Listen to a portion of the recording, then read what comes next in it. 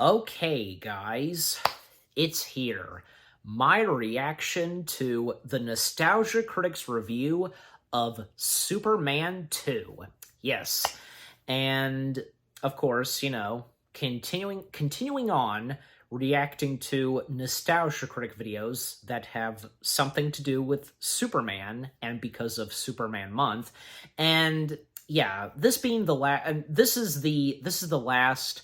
Not only is this the last reaction video where I'm reacting to something Nostalgia Critic for this month, but for now, the last Nostalgia Critic video that I'm reacting to that has something to do with Superman. And also, like in the first reaction video that came out earlier today, well, you saw me eat dinner, but now this time, and for the second reaction video, I'm eating dessert. Yeah, because I, of course, finished recording the first reaction video a couple of minutes ago, and now I'm starting the second one. So, yeah. So it's going to be interesting to see what the Nostalgia Critic has to say on Superman 2. Well, obviously, he's going to have some positive things to say, but yeah, clearly, because the history of, behind the scenes of Superman 2, just very, very messy. The fact that Richard Donner, now he was working / directing Superman 2, but sadly later on during production, he got fired. And what were the brothers' names again? That they were responsible for bringing Superman to the big screen. I forget, but I'm sure maybe Doug will mention them. If not, then I might put a text in. I'll wait and see. And especially because, well, I'm about to react to this. But yeah, after Richard Donner's firing, they brought in another director that goes by the first name, Richard Lester. And, Richard Lester being a really good director, and nobody on the set of Superman 2 disliked him. They all got along, and obviously a nice guy, a good director, of course, and, doing a good job finishing up and directing Superman 2. But the thing is, according to Terrence Stamp, Richard Lester came in to do a very complicated gig, and Lester knew that everybody was in love with Donner, because I also remember hearing this.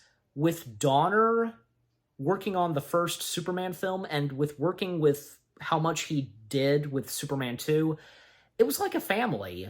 It's like he was the father to everybody, It was family. But when Lester came in, totally different. You get what I'm saying? Just, jeez.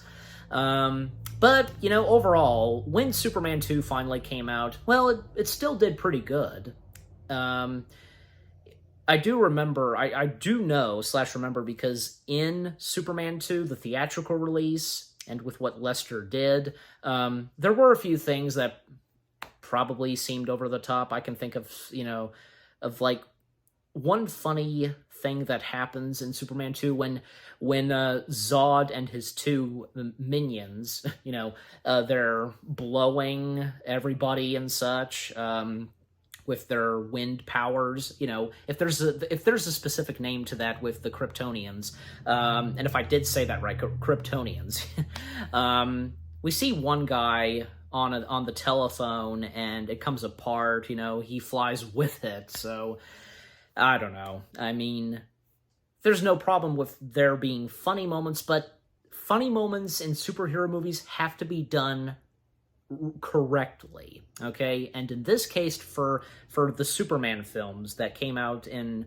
the late 70s and, throughout the 1980s, just saying. But boy, when Superman 3 and 4 happened, oh boy.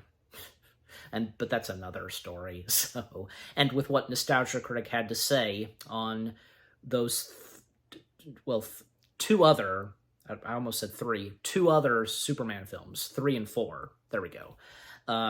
well, not to mention because Superman 4 has already been reviewed, not just Nostalgia Critic, but with him, Linkara. So, anyways, by the way, also, I'd like to point out the green screen backdrop. You can see that I have the first thumbnail that, for the Nostalgia Critic's review of Superman 2, the original / first thumbnail until it changed. And I can't remember if I have talked about this, if I have or if I have not.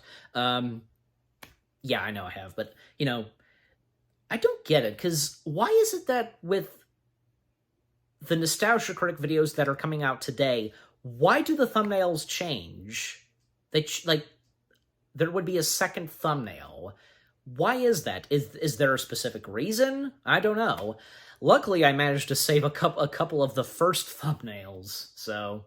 But for this, at some point, it will change to the second thumbnail, and you'll know when you see it. So, anyways, and that's another thing, because it depends on when I get these reaction videos out of the Nostalgia Critic, and if the second thumbnails come out, if I'm able to insert them on the green screen backdrop. But, alright, anyways, I'm gonna go ahead and I'm gonna shut up and get this video started. Well, like I said, these reaction videos I do, there's also a lot of talk / discussions. I mean, heck, some reaction videos, like, say, some that I've done with my dad, they went on for, like, say, 20 or 21 minutes to the videos that we were reacting to, where they were, like, say, maybe 4 or 5 minutes. Okay? And I'm not the only one that do reaction videos, and there's also a lot of talk / discussion. Take, for example, the Renegades React, if you know them, which they do reaction videos to Nostalgia Critic videos. But anyways, so without further ado, let's go ahead and get this video started. Okay, so yeah, again, Nostalgia Critic's review of Superman 2, starting in 3, 2, 1, play. Yep, I didn't press it. Play. Hey folks, we're starting YouTube memberships. If you want access to emojis, polls, behind-the-scene videos, and other perks, check out and see if you want to become a member. And we got some Midwest cons coming up. Hope to see you there. Starting up for the sponsor? Faster than a speeding bullet. No, no sponsor. I swear that never happens. More powerful than a locomotive. Able to leap tall buildings in a single bound. But he can also fly, so it's a tad less impressive when you know that. Look, up in the sky! It's a bird! It's a plane! No, I'm not looking up for any of those things. It's Superman! Hello, I'm the Nostalgia Critic, and welcome back to Super Month. Why, if it isn't General Zod with the exact same hairline he always has. What's up, General Zod? I'm here to say I won't be in this video. Sounds good. Superman 2. Aww. Yep, the original Superman was the blueprint for a lot of superhero movies, including already planning the sequel. Superman 1 and 2 were shot back-to-back, but since director Richard Donner and the producers didn't get along, he was fired from Superman 2 and replaced with Richard Lester, another director who had a few big movies under his belt. This didn't seem to hurt the film any, as it was still released 2 years after the original and was still a box office smash, with Superman facing off not only against a super genius, but 3 superpowered Kryptonians. All the ingredients were there for an amazing sequel, and thankfully, too many cooks in the kitchen wasn't a problem. It's said to be one of the best superhero sequels ever, on top of arguably being the first superhero sequel. It's a ton of fun, and we're going to take a closer look at it. Again, dessert, so... Despite General Zod not being in this review, no, really, his hair looked exactly the same, like a wig wouldn't be distracting at all. Let's take a look at Superman 2. Will we see him? I kinda like this recap where we recreate the majesty and beauty of planet Krypton with that John Williams epic music, only to end on this. It looks like the Kryptonian Home Shopping Network, doesn't it? I like to make it look like rather than these 3 were captured and evidence was collected and it took months to develop a trial, they just commit the crime and zoinks, we're getting Judge Dredded, Scoob! This council has no hesitation in proclaiming you guilty. Haha, we we set one of our classic trial traps, complete with pop-up Judge Judy. You're going to find that these three people deserve each other. Get a life, get a job. You're gone. While the credits aren't quite as epic as the first one, it does a good job recapping the previous film. Again, a move other superhero movies would replicate years later.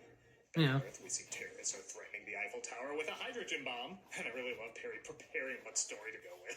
And Lois Lane is trying to cover it. Oh, mercy. Mercy, madam. Mercy. No, you'll be saying mercy after this.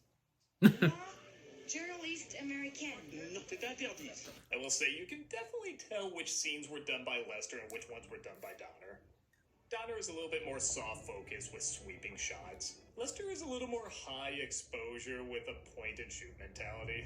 The pacing's a tad different too, where Donner's flowed really smoothly and Lester seems just a tad sloppy at times. Like, these scenes in France aren't super long, but they feel like an eternity.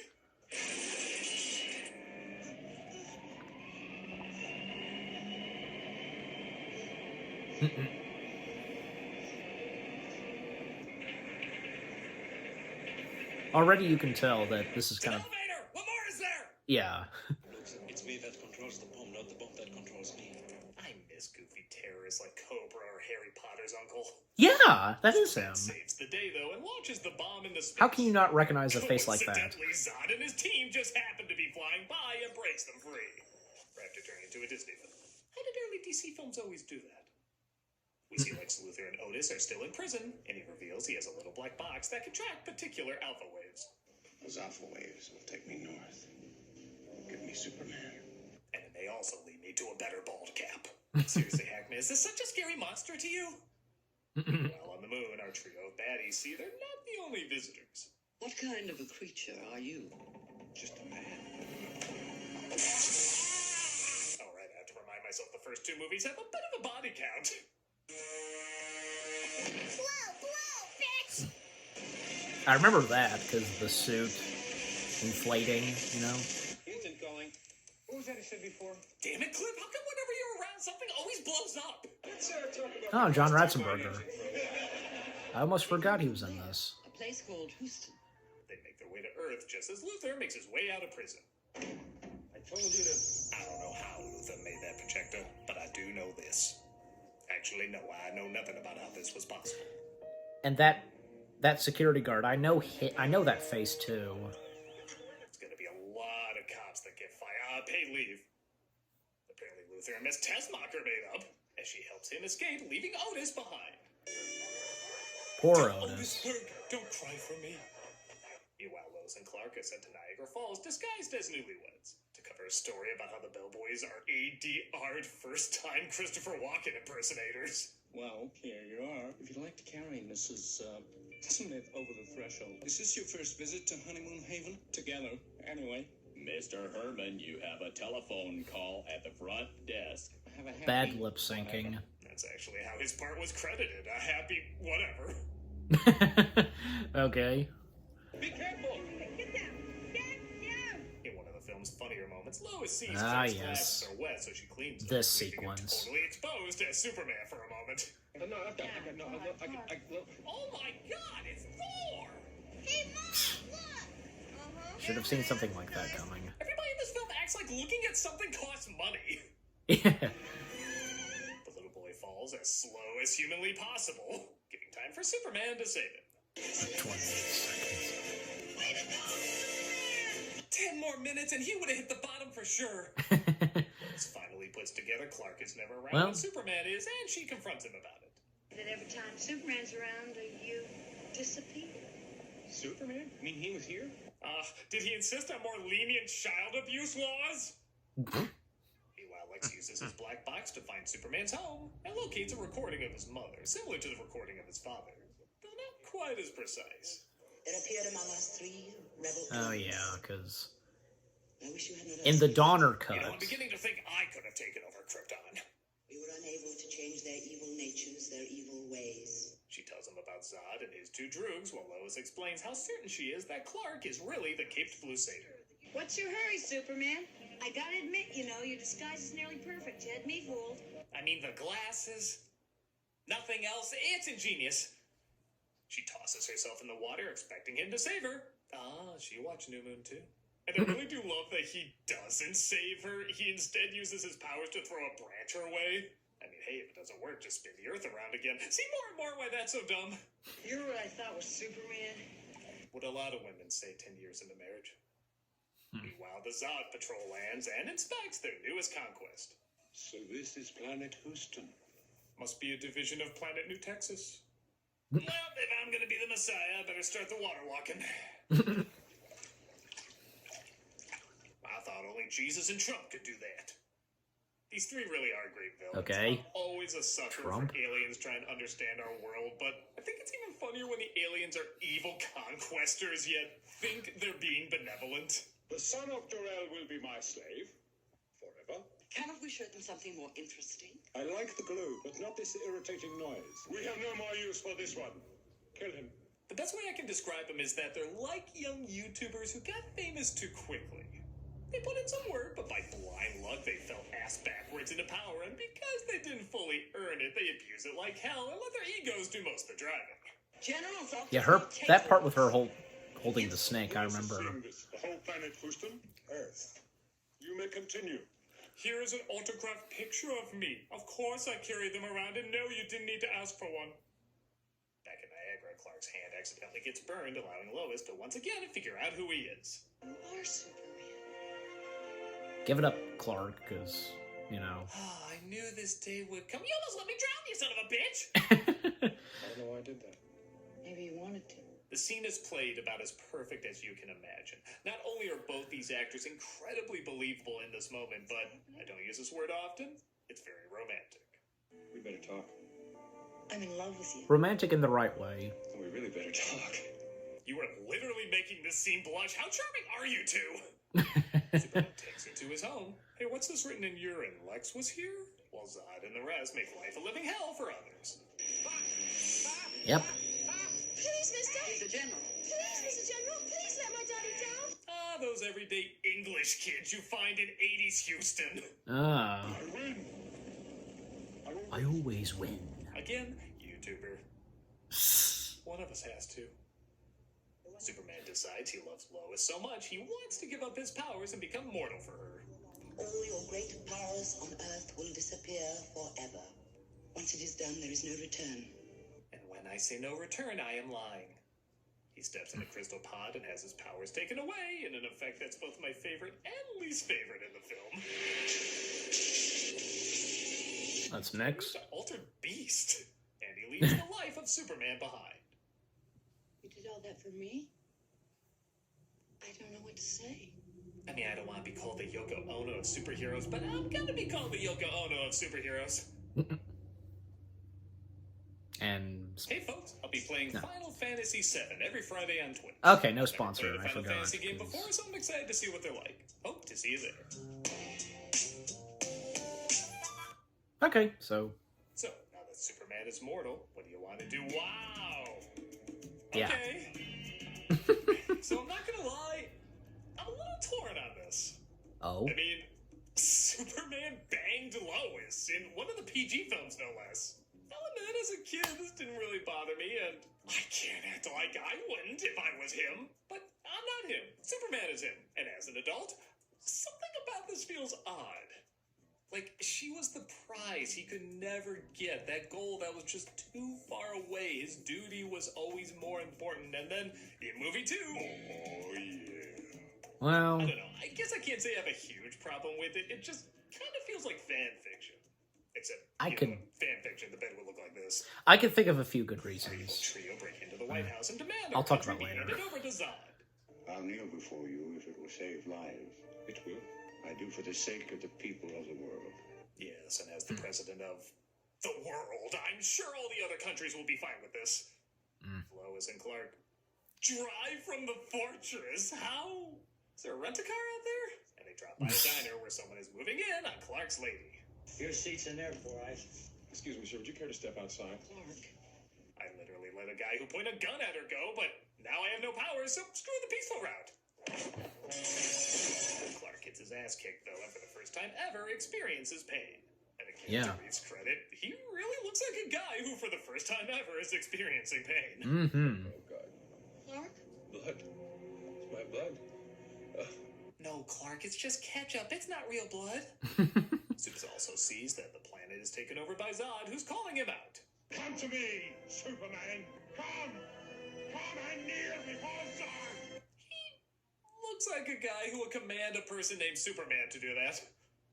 Clark says he has to go back and get his powers, so Lois drives him or he walks. And he returns home where he gets the only bad line read I think I've ever heard him give in a Superman movie.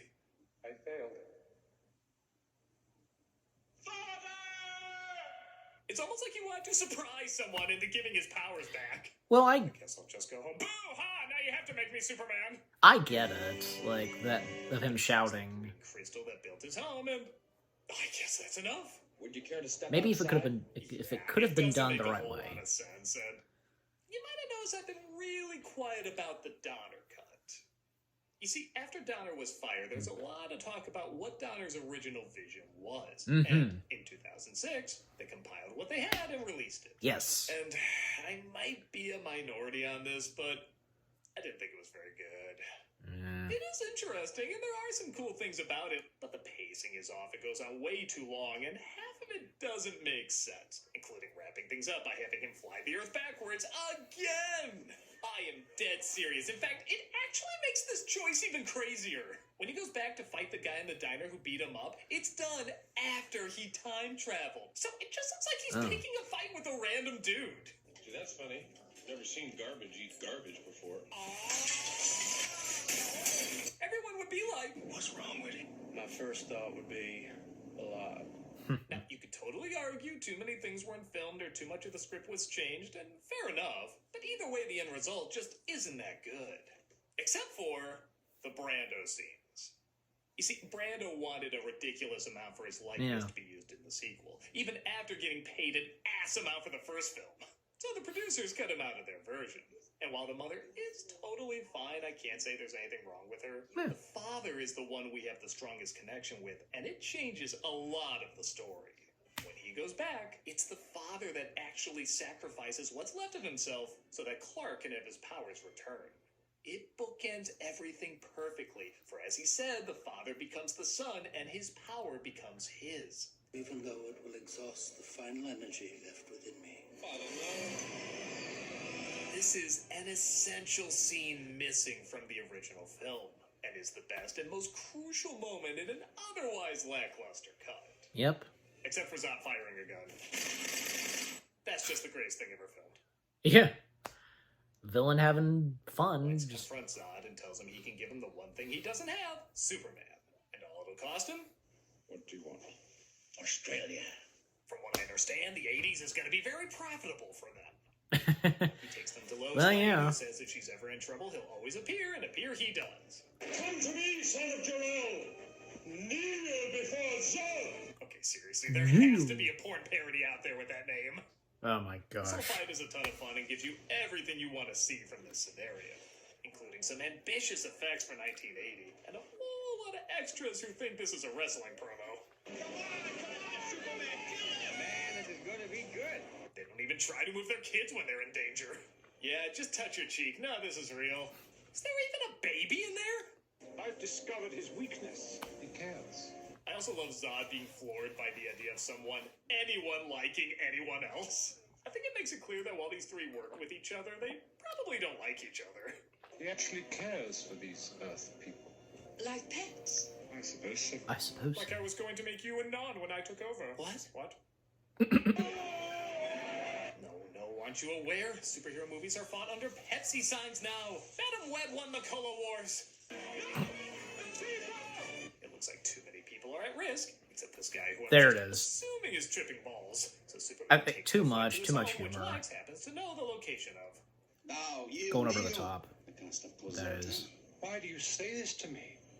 When you know I will kill you for it. I love the way he says that line. It's like when Stimpy pisses off Ren so much, he's actually a little happy about how much he's going to hurt him. I'm so angry. Eradicate the only man on Earth with Kill him. Superman's address. For some reason said with a Spanish accent. A sentimental replica of a planet long since vanished. No style at all. Okay, I'll just say it. I'm very okay with this guy ruling Earth. Superman stops him with whatever the hell this damn thing is. Lois and I used that in an earlier scene. Looks like they can do this now. Yeah, the powers are limited to just whatever they want in the moment, I think. Also, what is it with her and hitting dudes and their goodies? But everything stops when they threaten Lois. Try to get them all into this molecule chamber. I love this one scene when it goes from this intense fight to just keeping secrets at a party.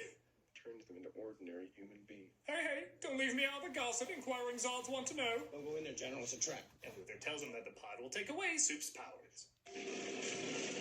A little moment where, I do like at you know, first the red light Lex is and in the Superman pod did team now up, you know. Outside, like, it's giving you a clue if you're paying attention. Obviously, it took away their powers and protected Superman, and they're all sent to the big pit of death Elsa fell into in the Last Crusade. Superman can't outwit Nice. his greatest enemy of all, the status quo. I am selfish, and I'm jealous of the whole world. If for some reason the best Superman movies have the dumbest resolutions, Superman kisses Lois to make her forget everything that happened. Wayne, what's happening in the world? Not only does this devolve the relationship, because now if they fall in love, you know he can just erase her memory if he wanted to go back, which is kind of creepy when you think about it. But as I've said in the past, he could literally stop a supervillain in their tracks by just kissing them and making them forget who they are. Superman, allow me to explain my evil plot. Who the hell am I? And don't lie, a really weird, messed up part of your brain, even if it was just for a second, thought of that too. Nice callback. And no Superman movie should be making you think that, even if it's just for a second. It does get better though when it goes back to get revenge on the guy who beat him up before. Well, I've been working out. I'm also Superman. Oh shit, now I'll have to kiss you. Wait, what? He brings a flag to the White House, which obviously is still stuck in time from the last time he spun the Earth around. And all is right with the world. The water was I in. won't let you down again. Don't make promises you can't keep. And that was Superman 2. Not as good as the first, but still pretty great. There's a few awkward moments, and it's not as epic as its predecessor, but like the first one, the emotional storytelling allows you to look past all the flaws and enjoy both the campy and dramatic moments. It's a damn decent follow-up for what's almost a damn decent franchise. But sadly, only half of them are good, as the other two movies are quite bad. We've already covered one of them, and the other Yeah. is ready to punish you. This cake was flapping in the wind. It was flying. It's okay, Doug. You know. No style at all. We're continuing cameos All for right. charity and all the... Okay. Okay, and the charity shout out, as always. All right. So, that was the Nostalgia Critics review of Superman 2. Wow. I tell ya. First thing I want to say is, yeah, because I think, I did talk about this before. I think when I did my reaction to his review of the first Superman film, I think so. Like, it was either that or his review of Superman Returns. Either one of them. Maybe both, you know. But for whatever the case, because for whatever the reason, my point being, etc., I have, of course, seen Superman 2. I'm pretty sure that I have no doubt that I did see the theatrical version of Superman when it came out in theaters. As for the Richard Donner cut, oh yeah, I've seen that definitely a couple of times. I had my dad had a DVD copy of that, and my dad, and if I did or did not talk about this, my dad did. He too didn't really like the Richard Donner cut. I mean, the Richard Donner cut. Well, I think it's obvious. I can tell. I mean, I can tell that it's mixed. It's very mixed. You know. In a way, it's good, but at the same time, yeah, as Doug pointed out, more scenes and the movie going on longer and so on. And yeah, the whole thing of him spinning the Earth backwards, if they could have done that, even if they could have done that better, better explained it, but that was just bad luck. That's all there is.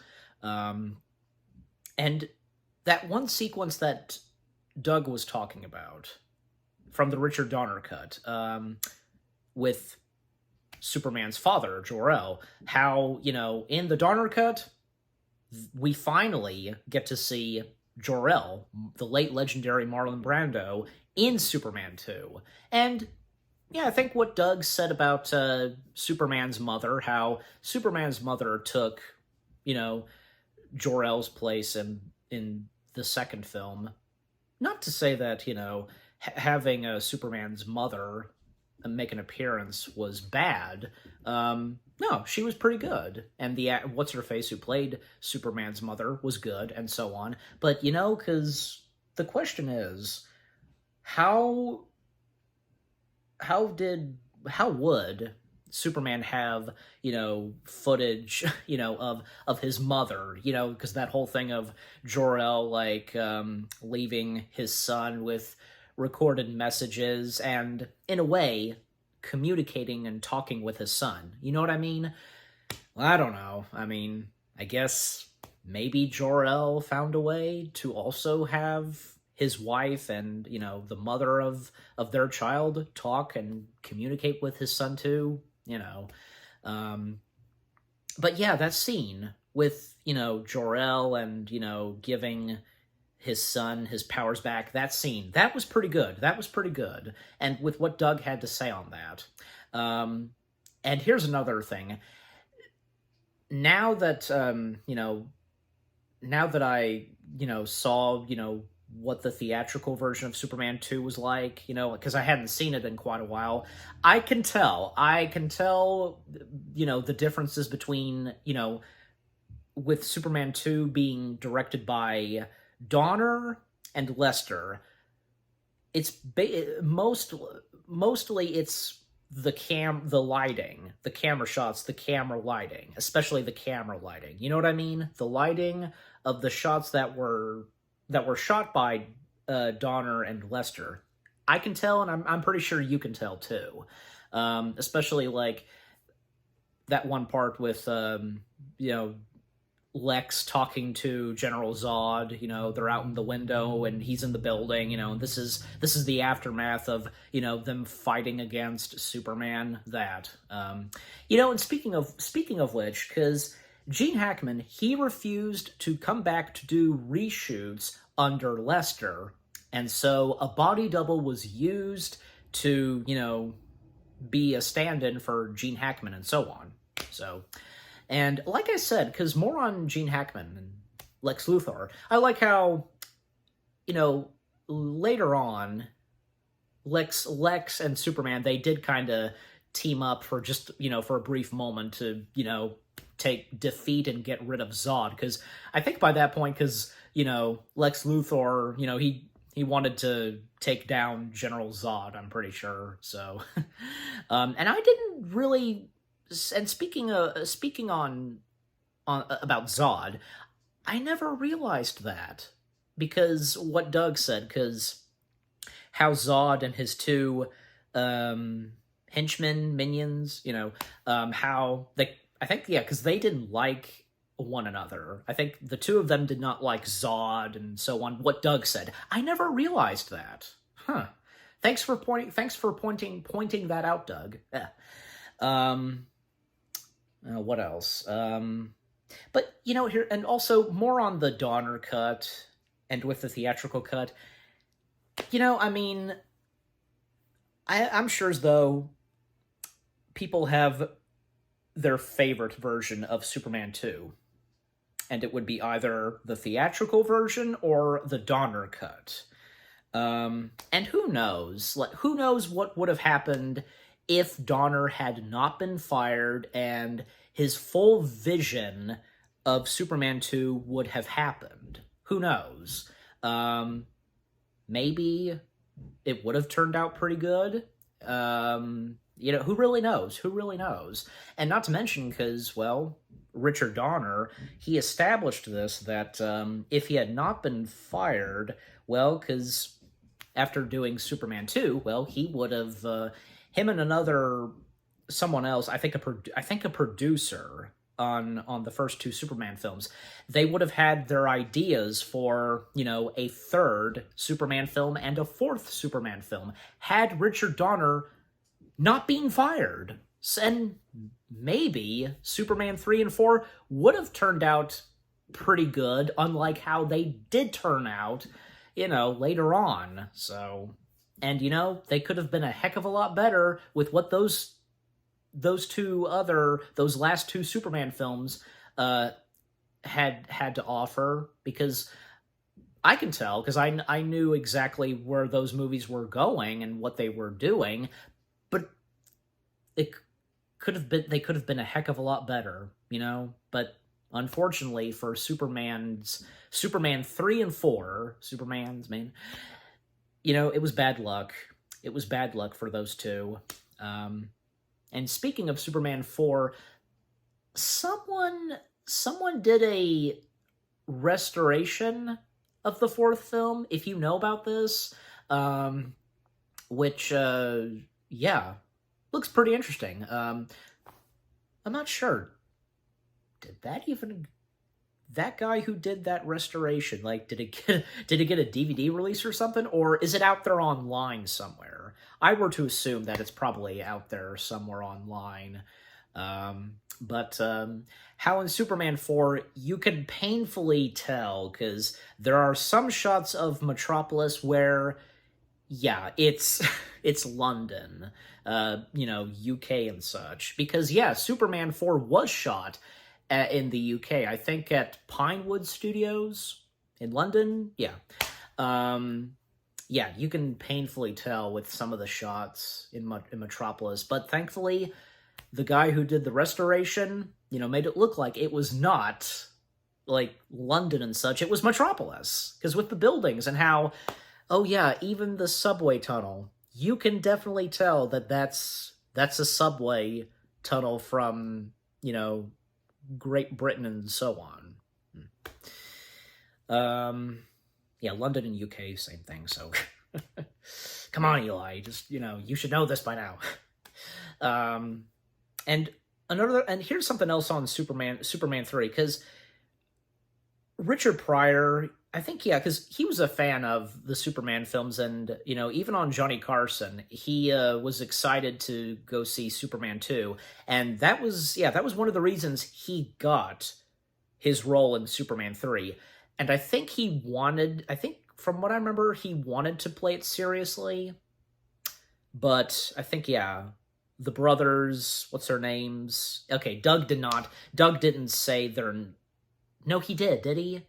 Yeah, but I'll still put a text. They wanted him to be comedic, as he is, and probably a bad idea.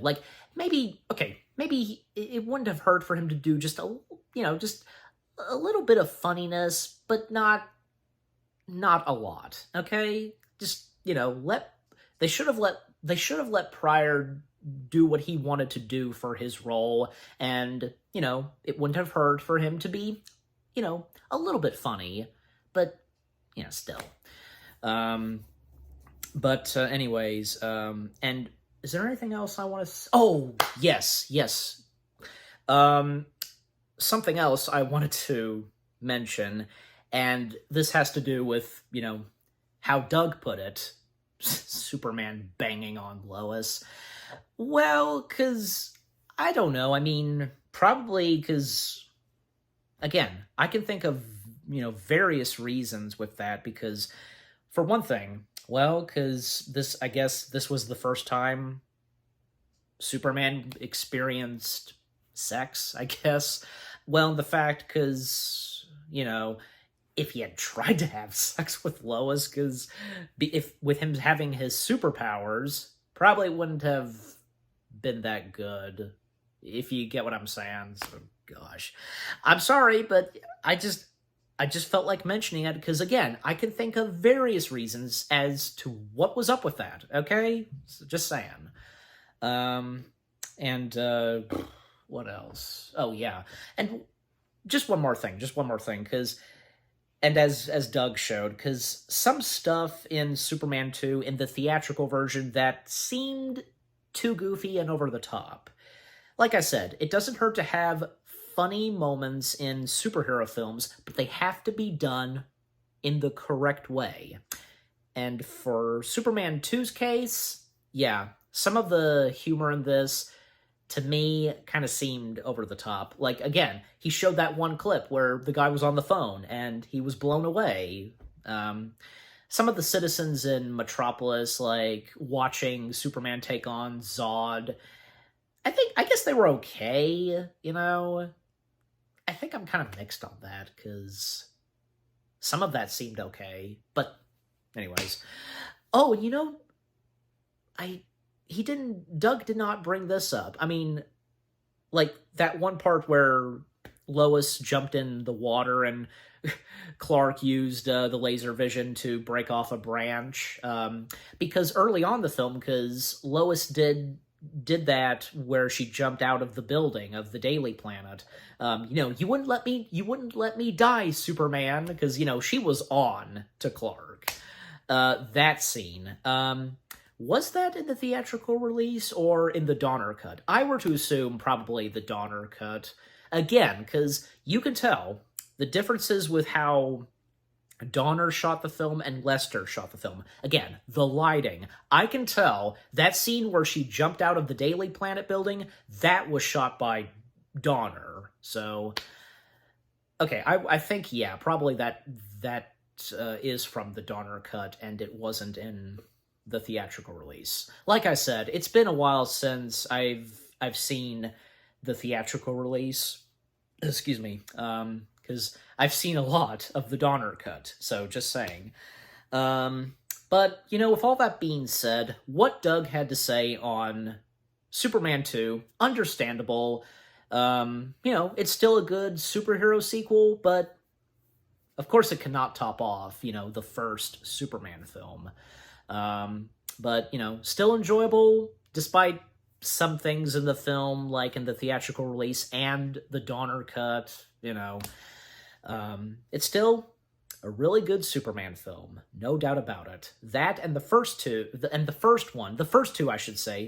Superman films, they're the best, and unlike how Superman 3 and 4, how they turned out, again, like I said, it was just bad luck.